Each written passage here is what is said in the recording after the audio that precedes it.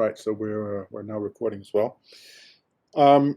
If you're retaking, make sure to let us know what you want to do. So send me an email and CC Ben, so that we know if you're redoing everything or if you want to transfer over your grades from last time. So just let us know within a few days what you choose to do.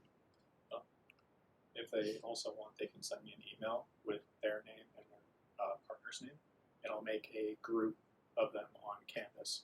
That way, when I grade them, it'll just count towards both of them. I don't understand that. It's fine, I do. Okay. Ben understands it, and okay. Well, if you're reusing your grades, you can't partner up with anybody, right? Yes, okay. But like, if you're new to the class, just send me an email with your name and your partner's name, and then for all other people, for everyone else. Oh, right, okay, now I get it. So what Ben is saying, yeah, that's a good point actually. What Ben is saying is for when you've picked your partner, if one of you would please send him an email with the names and just your names. That's all I need. Your names, so that way he will create groups on Canvas that put you together, and then when you hand them in, you only need to hand in one copy, right? And that's much easier. Yeah, so that's a good point. Once you've found your partner, or if you're partnering with yourself, just let him know, and he'll make the appropriate groups. Good point. Canvas Yes. will have infinite submission. Like you can submit as many times as you want. I'll only grade the most recent one. Yeah, so submit as many times as you want. Could I put the email in the chat? Go to the web page. Go to my web page, the course page. There is a link to his email there. Oh, you had that ready in the cut and paste buffer? No, I'm just that fast. Okay, that's impressive. Right, so there it is. Is there anything else that I forgot? How do you know? You weren't here last time. So. I was. Oh, you were. Oh, you were. That's why you were at home. You were at home waiting for the repairman. That's true. Yeah, I think that's about it. All right, so let's pick up where we left off, and let me just see. We had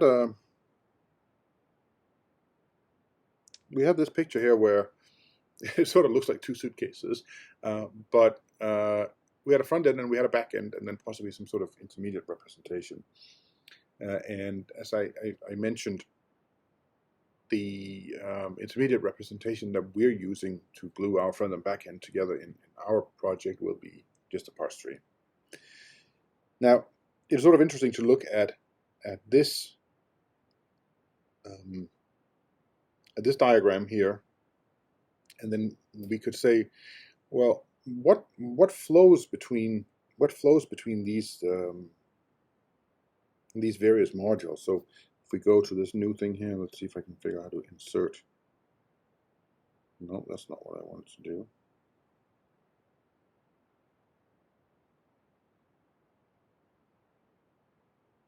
This one.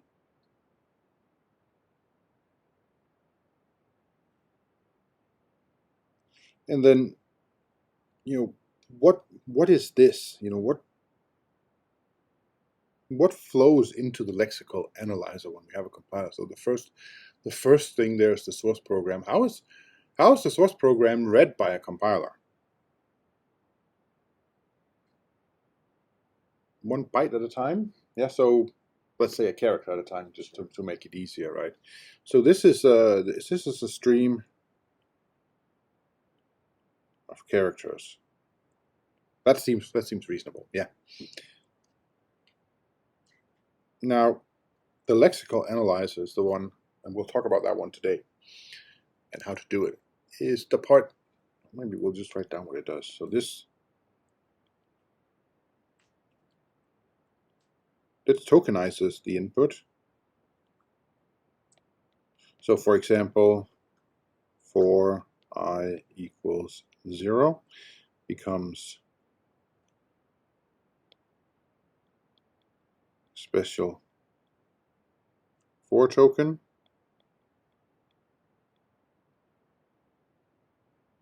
a left paren token, an identifier token, etc. So basically, the lexical analyzer will take this stream of characters and turn it into a stream of tokens, because it tokenizes. So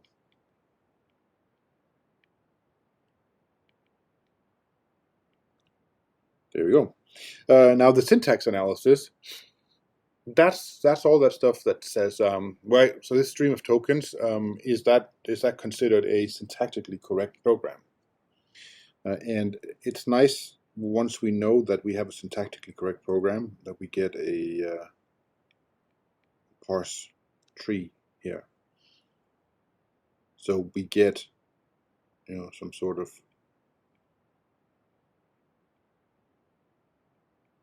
tree-like structure. And for the rest of the time, we have just a parse tree. We don't have any intermediate code at all. So what flows out of the optimizer is also, oh, wait a minute, no it isn't.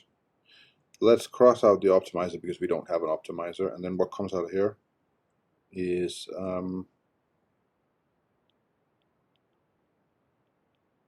bytecode. So it's a file of stuff. Okay. Now, we talked about syntax and semantics last time, and I think everybody got a pretty good grasp of what the difference is. But let's just make a small little example here. This is something I thought about while I was showering this morning. Oops. So if I have the following program,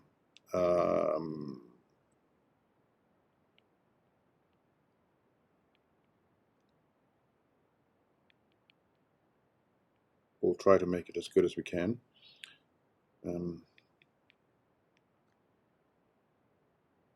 There we go. And then I'm going to ask, is the program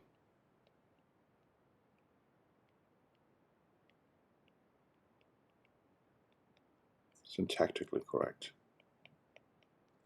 So in other words, if I go back here, will I be able to get to this point and get a parse tree out of this if I give it this program here?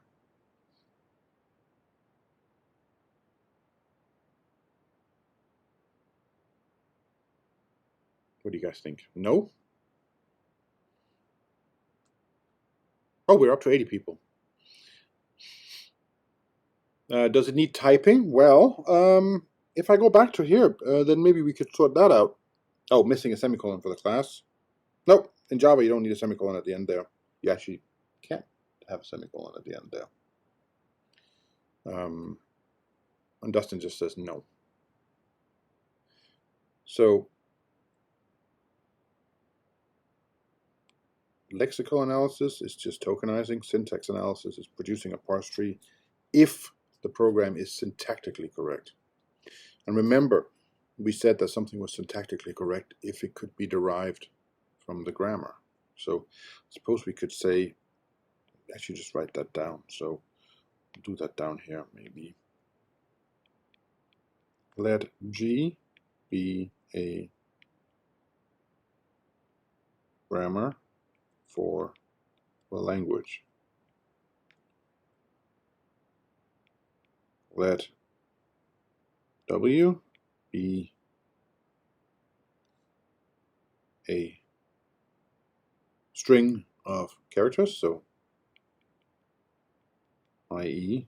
W is a string or potentially a program. Then we can say that W is syntactically correct if and only if W can be derived by G. Oh, and how is it for a grammar we need, for context-free grammar we need what? We need some terminals, some non-terminals. is just some productions. Shall I look up the right the right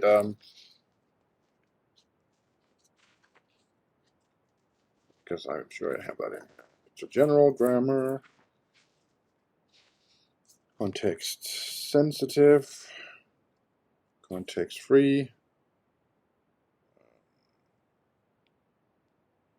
We need to start, and we need some rules. There we go. There we go. So if it can be derived by G, that means that if I start with the start symbol, then in a number of different steps, I can get to W, which is the same as saying that W is in the language generated by G. Why wouldn't it be? That's a valid assignment statement, except that the type is missing. You got to be careful when Ben says something because he trolls a lot, right? Yeah, well, exactly. Why wouldn't it be? It's a valid assignment statement, except it's missing a type, right? Because we haven't looked at what the grammar looks like for something like this, but it's probably going to be, once we get into the body, so let's just sort of focus on this part here. It's probably going to be a set of curly brackets, and then 0 or more statements that are terminated by a semicolon. Well, that's what I have. I have a statement, which is an assignment. That's an assignment statement. And it's nicely terminated in a semicolon, and there is 0 or more. There's 1. So the answer is actually yes. This is indeed syntactically correct. And if you had the time and patience, you could sit down with the grammar that's listed on the webpage or in the handout, in the assignment, and derive this program, right? Now he wants candy. Before he wanted Xbox. And it's not easy, being me. Right.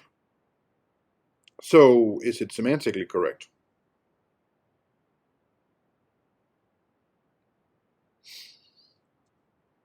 Ben whispers, why not? Is the program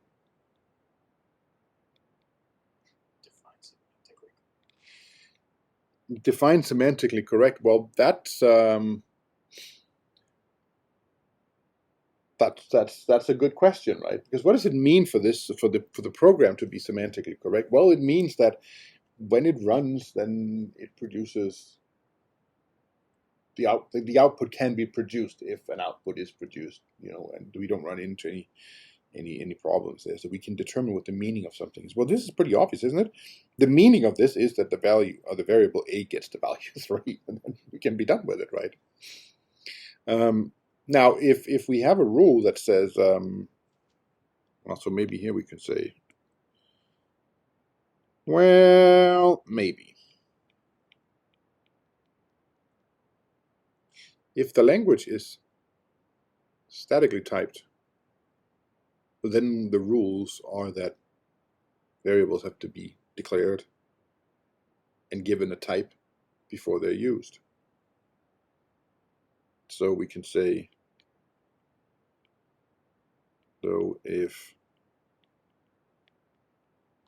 static typing is used, then variables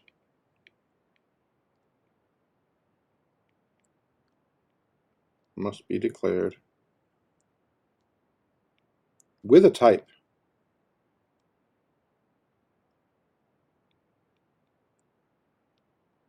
before use. So the question is that a semantic issue? Is it a syntactic issue? No. And if it's not a semantic issue, then what kind of issue is it?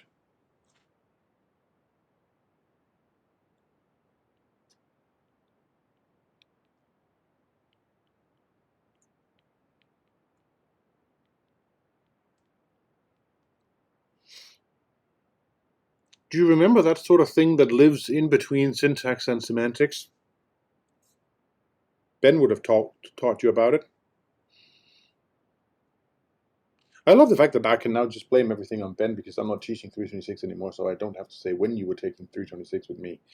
Now I can just say, which Ben? You, Ben. Nice try. Just because the only part of your name that doesn't show up is Ben, right? Yeah.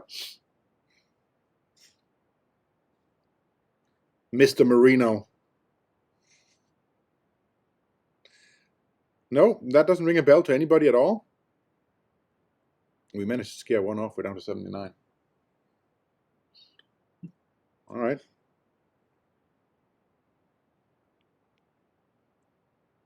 Ben, do you remember what it is? Just to see if he's paying attention to himself.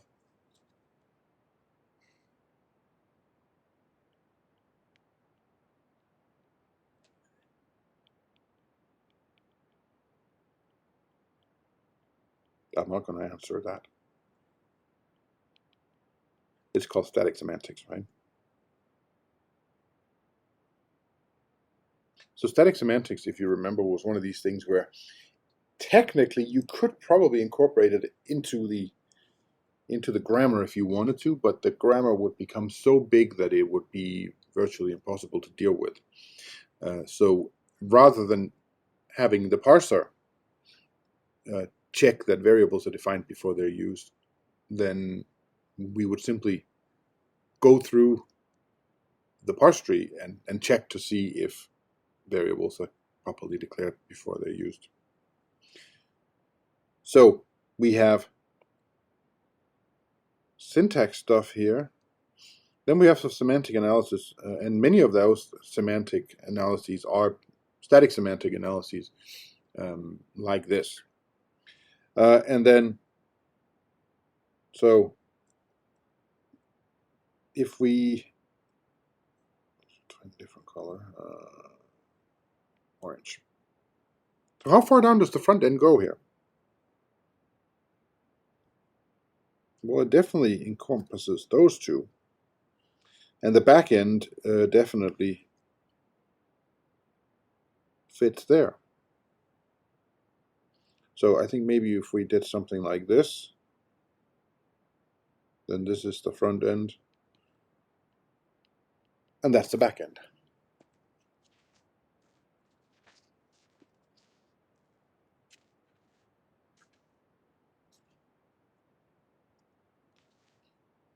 Right. There's a little bit more information in the rest of chapter 1 that you can just read through. It's stuff that pertains to this. So right before intermediate, yeah, so if you don't have any intermediate code, then that distinction becomes a little bit more complicated, right? But yes, in general, you're right about that. Right, chapter 2 is a read on your own.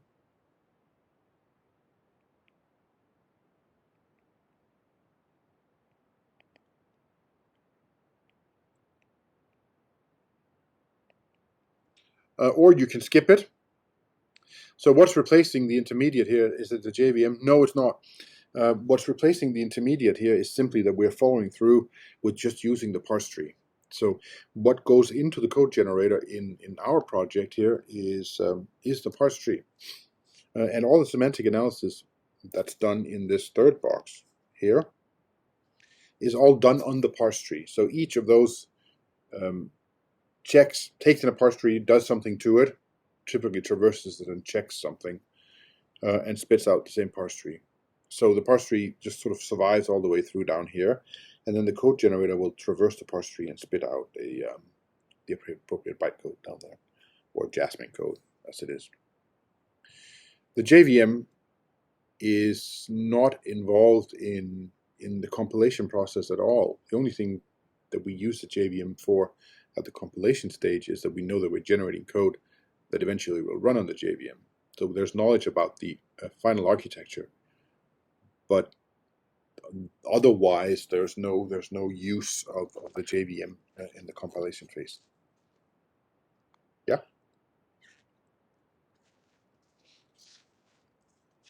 So if you're completely cool with the stuff in chapter 2 from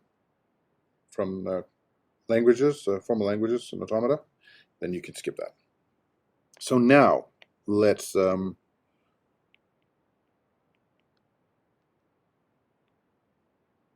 talk about lexical analysis,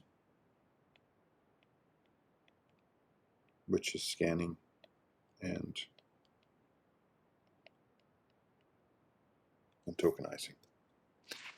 Right. So now I forgot. I was gonna hold on. I'm gonna have to take a picture of this because I just want to put this in.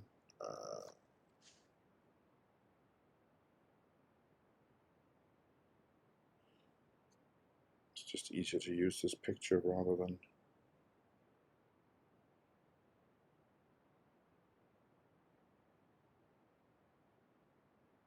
Actually, yeah, that's the picture I wanted.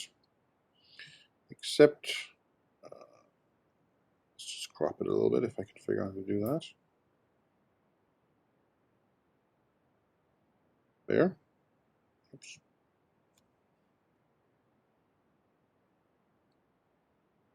There, and then say, oh, oops, how do I rotate it? Edit, that thing. How do I rotate up there, right? There we go. Done. And then I should have nicely saved it to the right place, but I think we'll just do it this way and then put that in. Right. So if I this is sort of the example that I had before, right? We have oh, it might be worth noting here that I'm sort of doing this in a left to right fashion here, just because we read from left to right. So it was just easier that I could read for open bracket I equals 0 semicolon etc. etc. So you can see that this still reads like a nice program. So this is this stream of characters. So if I looked at it before, that was up here, then I had that, and then I got the stream of tokens out. So this scanner will read these characters in that order, going down that way, and then spit out these things in this order. So obviously when we had 4 over here, we read FOR and said, ha, it's the keyword for 4. It was in line 37, it started in column 54. So we can produce some sort of object, data structure that represents the token for the keyword 4. Then we have a left parentheses, so we call that an L-paren. It was that the lexeme is the actual text that was scanned, line 37, 58. And if I just try to finish this, what will this entire thing turn into? Well, we get an ID, and of course that ID is needs to retain that lexeme as well, because at some point I might need to know that this was the identifier I. But from a grammatical point of view, to determine if something is syntactically correct, it doesn't matter whether it's an I or a J, right, or a Q or anything. As long as it is an identifier, everything is good. Then we have an EQ, and then we have an integer literal, and we have a semicolon token, and then we have an identifier again. I don't think there's enough room for this. Then we have an LT less than, and so on and so forth. So now, of course, the question that I'm going to ask is, how do I write one of these things? So if I told you, go home and write something that will produce this, how do we do that? So how do we write scanner?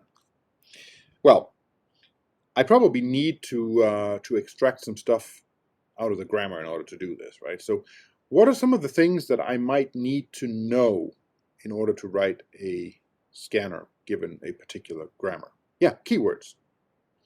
So I need to find the keywords, which are all the reserved words, yeah? Can you be a bit more specific? So if I gave you, so if I said here, for a context, we're only going to use context-free, right?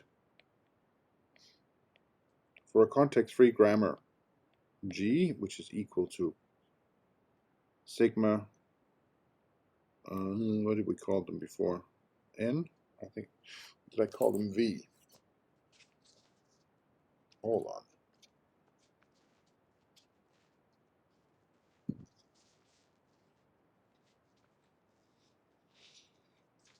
Bum, bum, bum.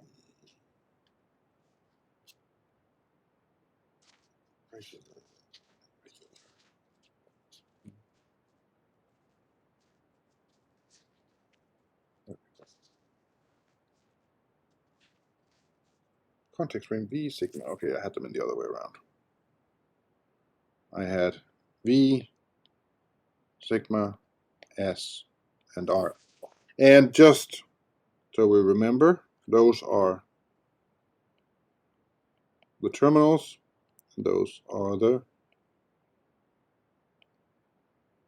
non-terminals, right? So all the keywords would be in the terminals set, right? What else is in the terminal set? So what else is in that set there?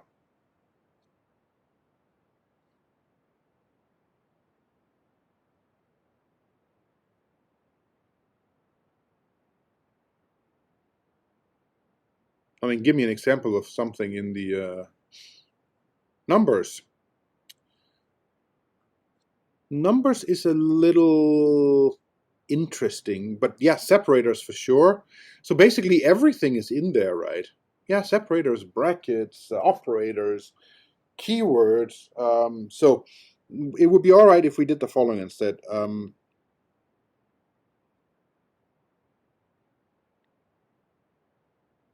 Reserved words, separators, operators, brackets are all in sigma. What?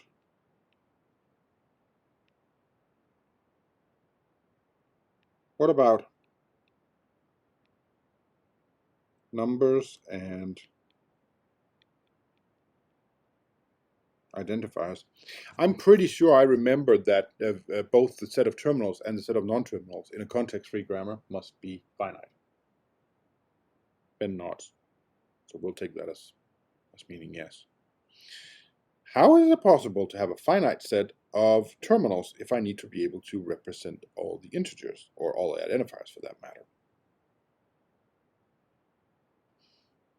I mean, if we disregard numbers and identifiers, then sigma is exactly all the terminals that we need to be able to recognize in the language, because all programs are made up of those things.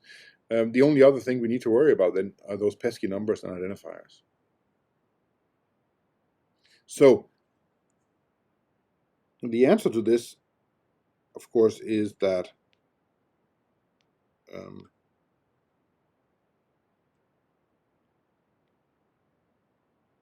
so let's just say, for example, integer literals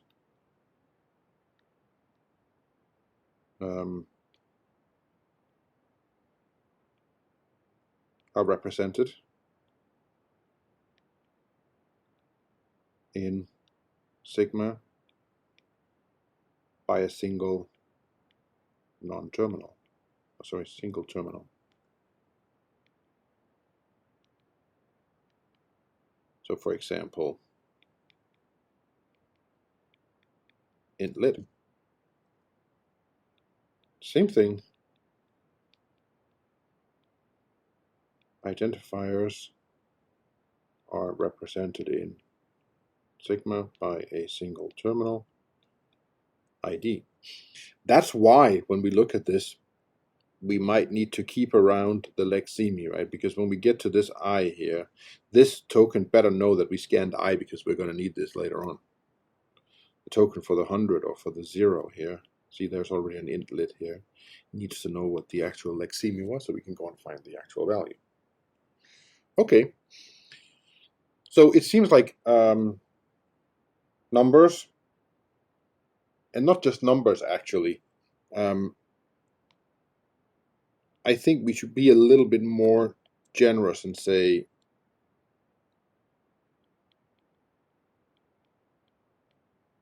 actually all literal values. It doesn't have to be an integer literal. It could be a string literal or a, what else do we have that's not number? Array literal or, well, no, an array literal will be broken down. Character literal, right? So, but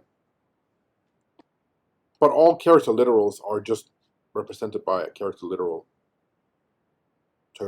terminal or token later on.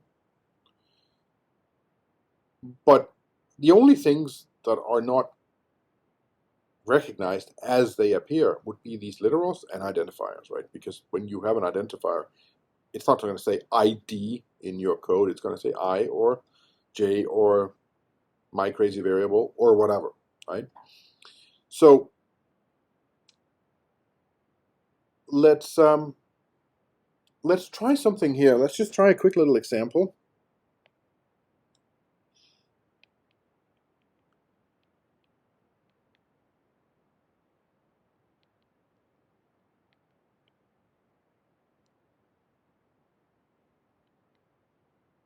Let's say that I had a sigma that is just if for and plus.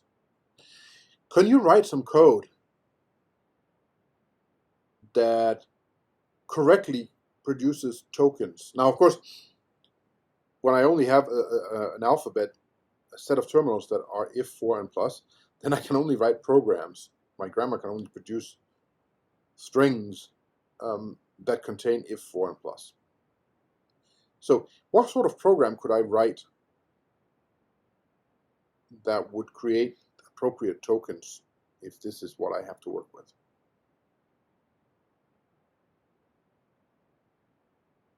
Well, so let's see. Can we write a tokenizer? Now, the answer is yes, because all terminals or tokens can be represented by a regular expression. Right, so for this situation here, the regular expression is if or for or plus. Right, so if I have a regular expression that says if, for, or plus, what does that mean? Right, let's see, what's the equivalent machinery for regular expressions? Anybody remember that?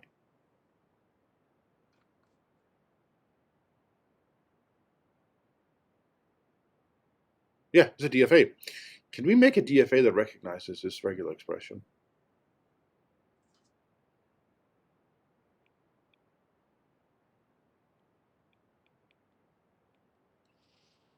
Oh, let's see. We start here, like that. It's so easy. Do you want to do it? If we see a plus, we go here, and then we accept. And we can accept with some information that we should produce a plus token. Right, otherwise, and now we're going to get into a fight with Gowally in just a few minutes, but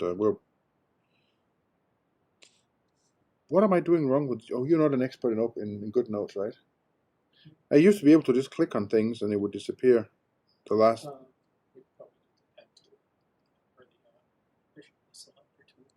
Oh, no, it's that eraser on the right top of the screen. That? With the little star next to it. I don't see that. No, that's the... that's that. That's that. I used to be able to just... Oh. Stroke eraser. Yeah, there you go. There we go. Right, that's what I want. Right. So if I see a plus, then we're done. If I see an... oops. If I see an I, we can go over here. And if I see an F, we can go over here. And are we then done?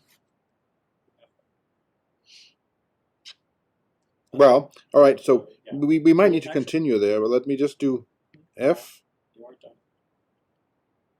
O, R. Yes.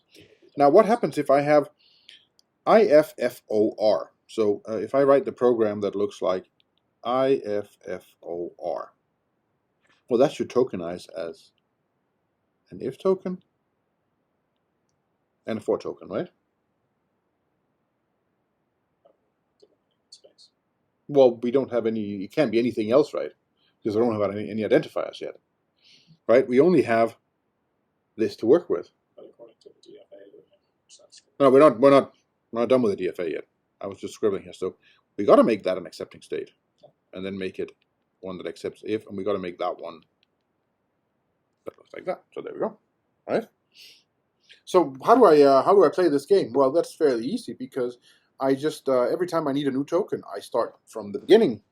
So if I look at this thing here, we start there and here, and then we say, well, what's the first thing? That's an I, so we'll go down here. What's the next thing? That's an F. We'll go over here. We've seen IF, produce that thing, and then start over. And now we're back here. We're looking at that F. Well, that'll take us down here. That O will take us over here. That R will take us over here. We produce the for token, right? So I just keep replaying this game until I have no more input. And it's important to note that from an accepting state to when I restart the game, a restarted or a new game has no knowledge about what the previous game did, right? What if I have a function named I4? Well, I can't have a function named I4 because this language does not have any identifiers. This language has just a keyword if, a keyword for, and plus. Right. So now comes the Mason. Did you take 456 from Growali?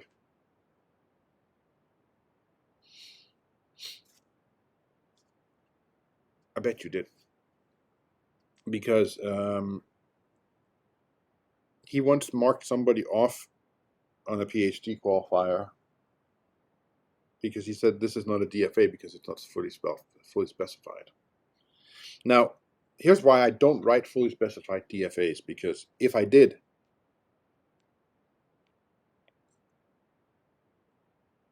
so there's the error state. Let's see. I need one of those over there on an O. I need one of them over here on an R. Here I need one over there on a plus. I need one over here on an R. There you and one over there on an I, etc., etc., etc. And you can see why we don't do this, because the ability to use these automatas for anything goes straight out the window. It gets messy as all hell. So we make an agreement between us that says, if you're in a state and you cannot transition out of it, and it's not an accepting state, and there's more input, then you simply produce an error. You go to an imagined error state, right? That seems like a reasonable thing to do. So if I'm here, so let's say, for example, if I try the input IOR,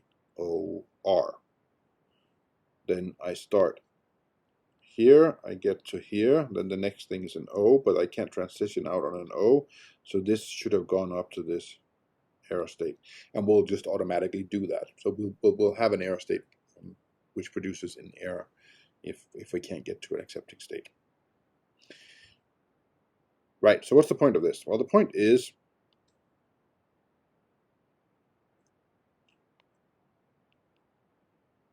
if sigma contains no ID or literals, then this is super easy. Because you just make one of those. Now, it could be, let's say, for example, let's say, for example, we had another keyword that started with an F, then of course we would both of those go down here, and then it would split off from here afterwards. And that's perfectly fine. So now comes the next question, and hopefully we can solve that. And that goes something along the lines of,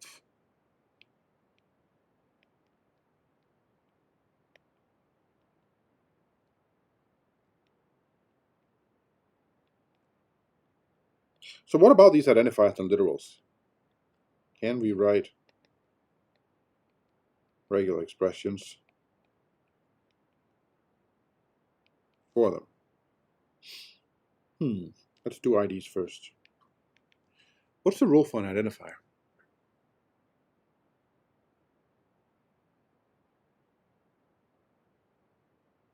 Can't start with a number.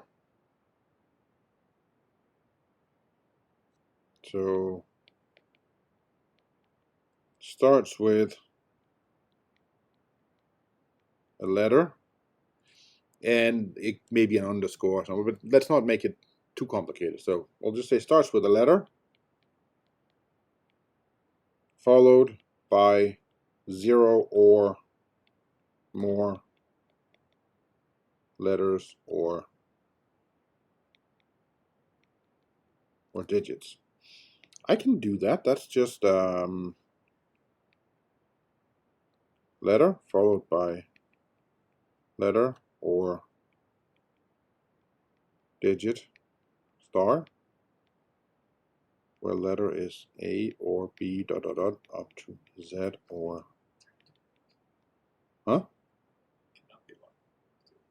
cannot be longer than 32 letters. Says who?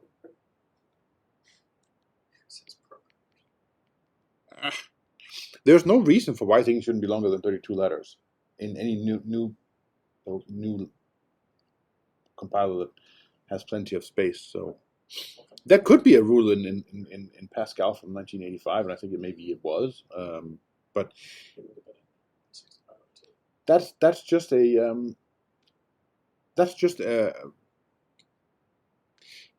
it's a limitation that was a necessary limitation in order for things to work, right? But there's no good reason for why that should be the case in general. So we got something like this. Now, is this a regular expression? Yes, that's perfectly fine. Right, so we can do it for digits, for identifiers. What about for literals? Well, let's do integer literals, just because things get complicated if we try the other ones. But what does an integer literal look like?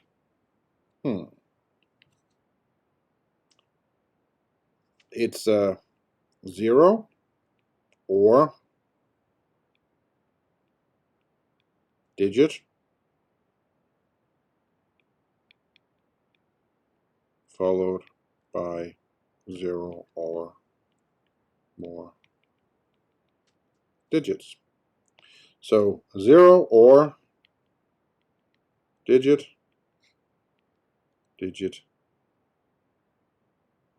star. Yeah, so negative values, there are two ways we can handle negative values. We can either choose to look at negative values as negated positive values, or so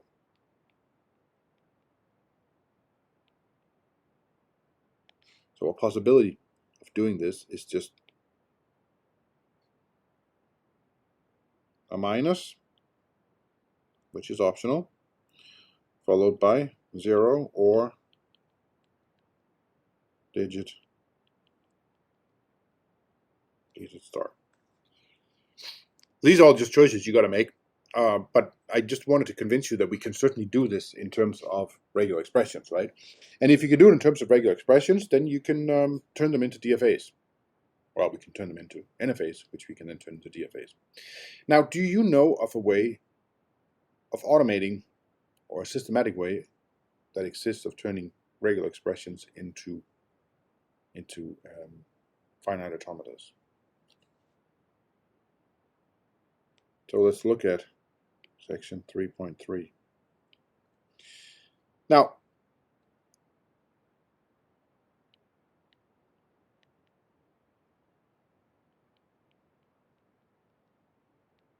what constitutes a regular expression? Well, there's epsilon. We're not considering underscores for simplicity. Yes, you can make it as complicated as you want, putting underscores or dollars or whatever. It doesn't change anything. It just makes it more cluttered. So yeah, you're right. So the simplest regular expression I have is nothing. That's epsilon. What's the second simplest thing? Well, that's just a something from the from sigma. Now, just be a little careful here, because that that sigma here is a sigma in terms of regular expressions, not this sigma here, because this sigma is the sigma for the context-free grammar that makes up the language. The sigma that we were talking about for the regular expression is the one that consists of I, F, O, R plus, and possibly end of file. Right, so those are the simplest ones. Those are sort of the base cases. How do I make more complex regular expressions? I think there's just three ways of doing that. We can say S or T. We can say S concatenated with T, or we can say S star. So the cleaning closure, right? Those are the only ways we can make regular expressions. Does this ring? Hopefully, this should just ring a bell from when you learn about regular expressions, and you saw this that says, if S is a regular expression and T is a regular expression, then S or T is also a regular expression, etc., etc. Right. So now what we can do is this is called Thompson's construction.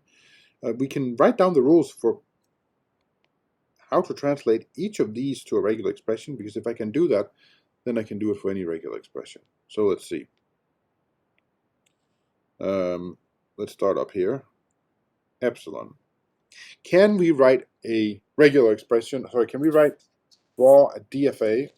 Actually, let's do an NFA. So let's do N of epsilon. That should be an NFA that accepts epsilon. Well, that's easy enough. Here's my start state. I take an epsilon transition to an accepting state. All right, easy enough. What about A in sigma? What does the NFA that accepts A look like? Oh, well, I think I can do that too. There. An A. And like that. That's actually a DFA. But all DFAs are NFAs, so that's good. Right. S or T. What is the non-deterministic finite automata that does that? Well, I can start here, and I can make a non-deterministic choice by simply going here or here on an epsilon. And then I'm going to make that the start state of whatever NFS is. I'm going to make that the start state of whatever N of T is. And then this and this would be the accepting states. And then I'm going to make them not accepting and connect them to an accepting state with an epsilon like that. So we can see that this automata will accept the exact same thing as the automata that accepts S or T. Okay, not too bad either. What about S concatenated with T? So we need N of S T. Oh, easy enough again.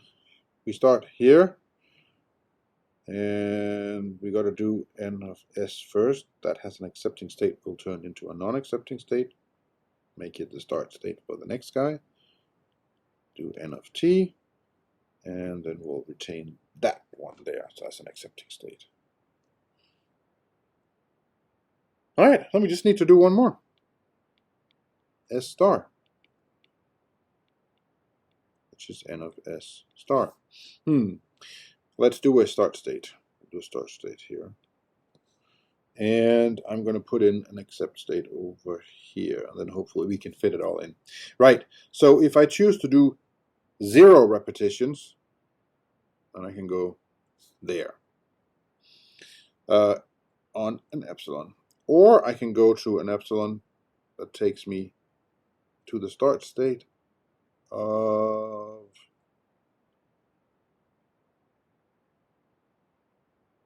something that'll do an S. Now, I can do this as many times as I want, so I can go around here. I can go out there. So I guess sort of like, it looks like a UFO. The Jetsons car, isn't it? So with those rules, we can create arbitrarily complex NFAs for any regular expression. We just got to break it down by the rules. So let's give it a go. So here's an example. Oops. Let's do example 3.1. And I have A, B, or BCC star. Right, so let's see, what's an n of A? Well, that's just that. What about n of B?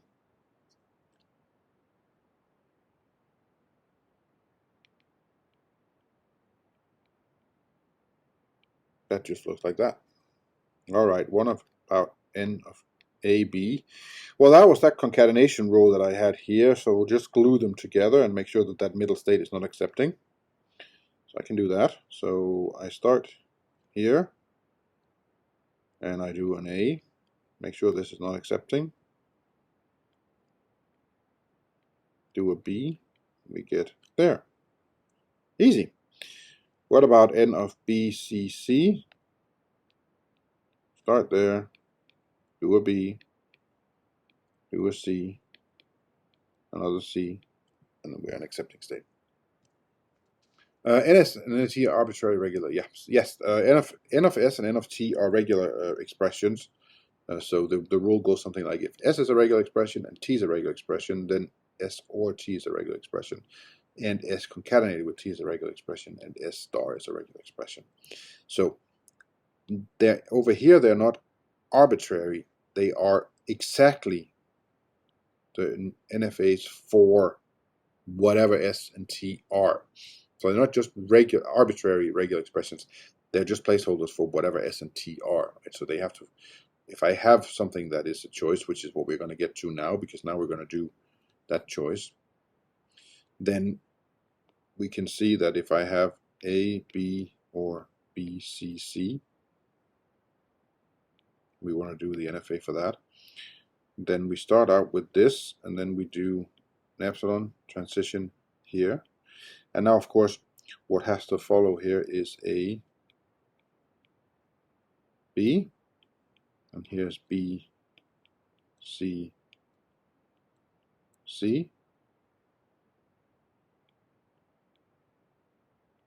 and we get epsilons there.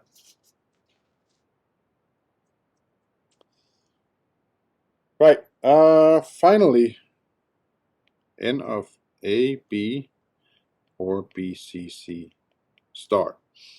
Right, so if we just go back and look here, then this thing here is, of course, just that. So that means we got to glue something here and here that goes there and then there.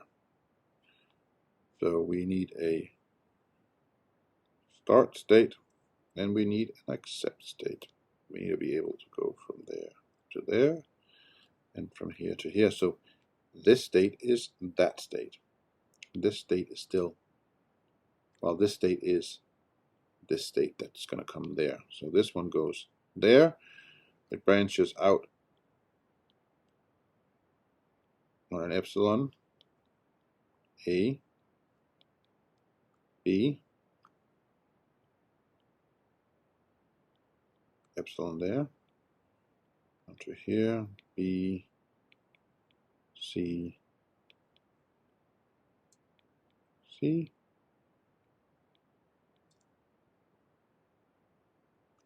There we go. You all use lambdas instead of epsilon. It still functions the same way here, right? Yeah, I don't know where that lambda stuff comes from. Epsilon's always meant nothing, right? Although I have seen lambdas as well. But an epsilon just means nothing, right? Yeah. Well,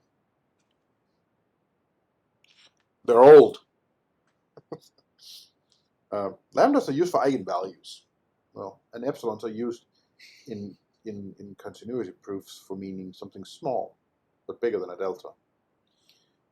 They're just placeholders, right? So it's just a way of saying here you can clearly see that there's nothing. Does that make sense? Right. Right. So now I can take a regular expression and turn it into an NFA. That's good. So we can now say we can turn any regular expression into an NFA. Right, so for a context-free grammar and its terminals in sigma,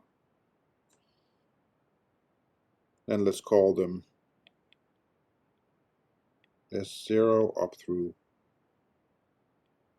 Sn, I can create n of S0, n of S1, up to n of Sn. And since the tokenizer, the scanner, needs to pick between these, but it's got to be in sort of a non-deterministic manner because I don't know what the next token is.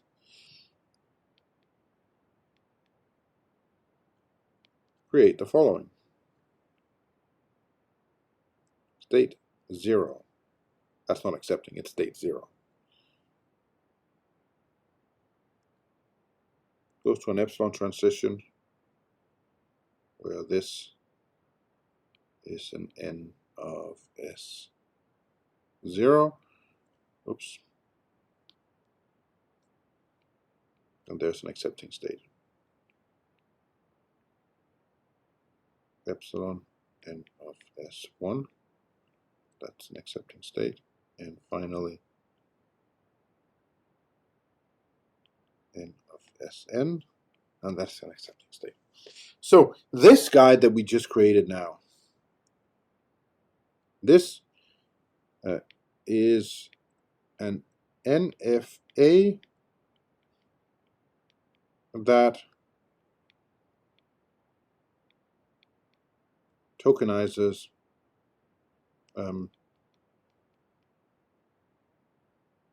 input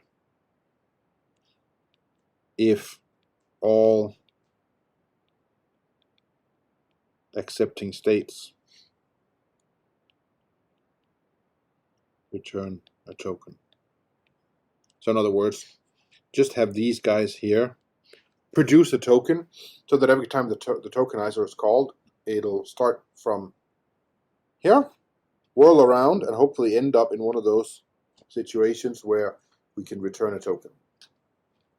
Right. Has anybody ever tried implementing an NFA? Have you ever tried implementing an NFA? In code? Yeah. No? What else would you implement it in? Spaghetti? Paper. So are you going to the bathroom to get the toilet paper? So we'll... No. So nobody, I don't think anybody really tried coding it up because, well, only when asked to on a test. Oh, hold on a sec. Do you want the keys? He didn't want the keys.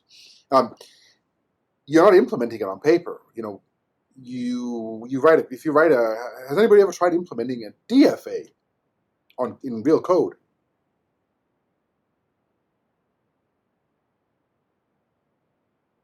What? No? That's what you have to do over the weekend then. That's super simple, right? It's the only thing you need in order to well, let me ask the question: why is it difficult to implement an NFA, but super simple to implement a DFA?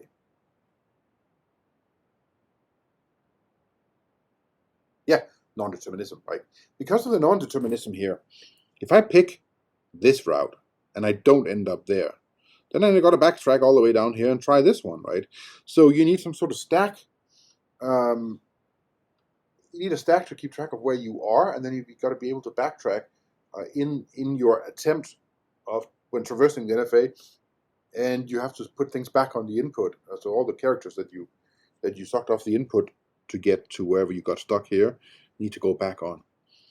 So when you have the ability to excuse me, make choices as to which transition you'll take, you have an NFA, right? So you have epsilons, or you have the same terminal on many edges leaving the same state.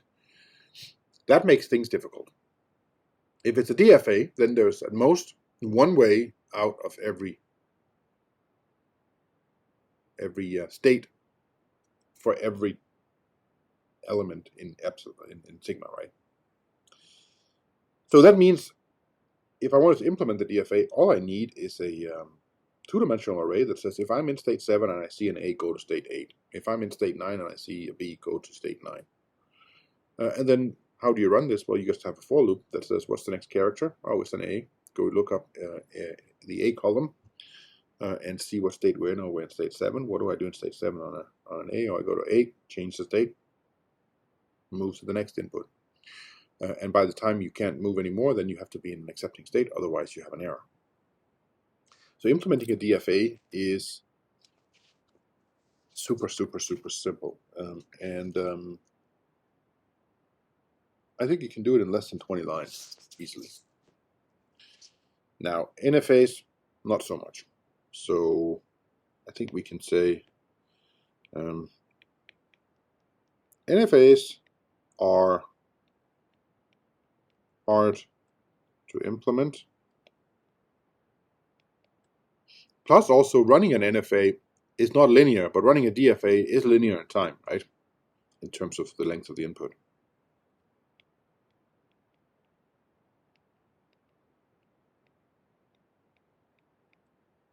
But DFAs are not. So,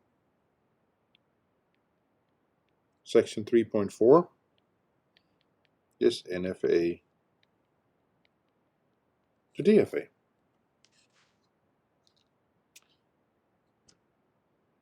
So basically,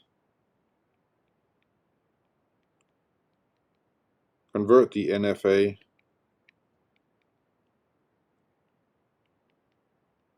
to a DFA.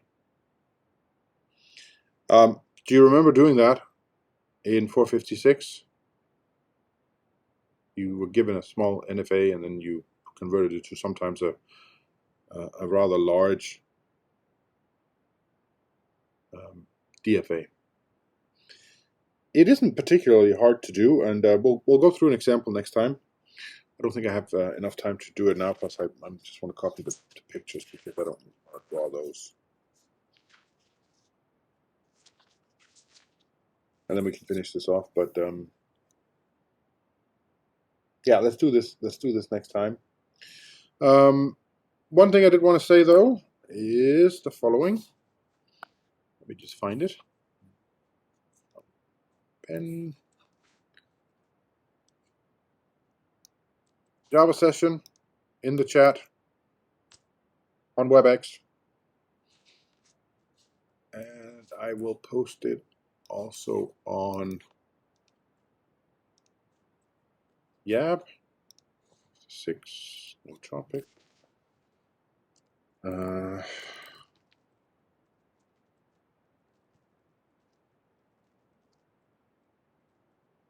we go. I think that should be all you need. I posted it on Yab as well. Now let's just take a quick homework. Yeah, finish if you don't mind, finish reading section 3. That will be a good thing to do. In particular, because some of the last parts of chapter 3 I'm going to skip. So have a. I just realized that I have a funny. Hold on a second. 6.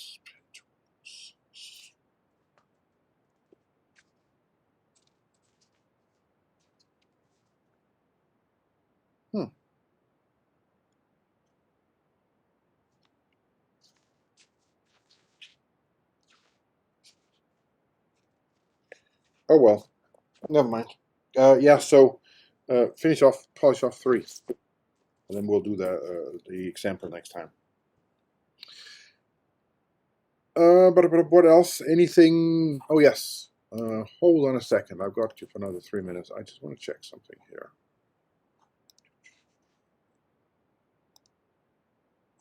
So.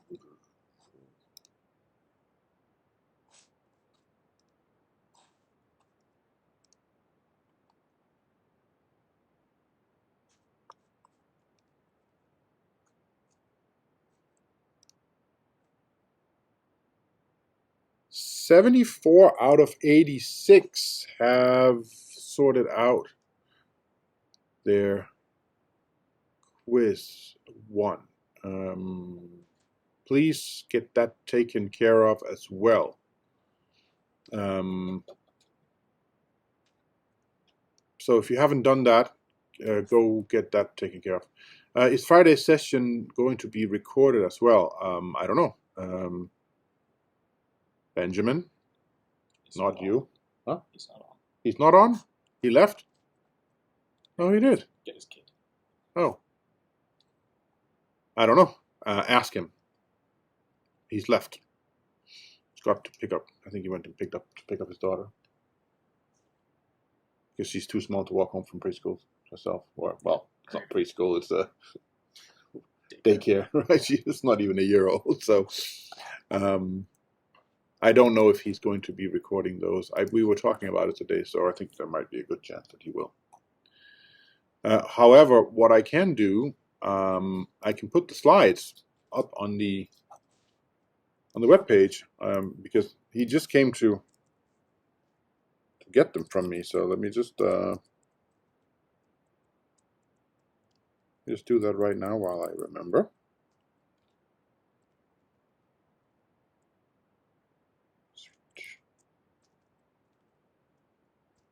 So I put up a zip file with I don't know what's in the years and years worth of slides from various people who's given Java tutorials. So take a look at that. They should be on the course webpage now. And with that said, I'm going to stop recording.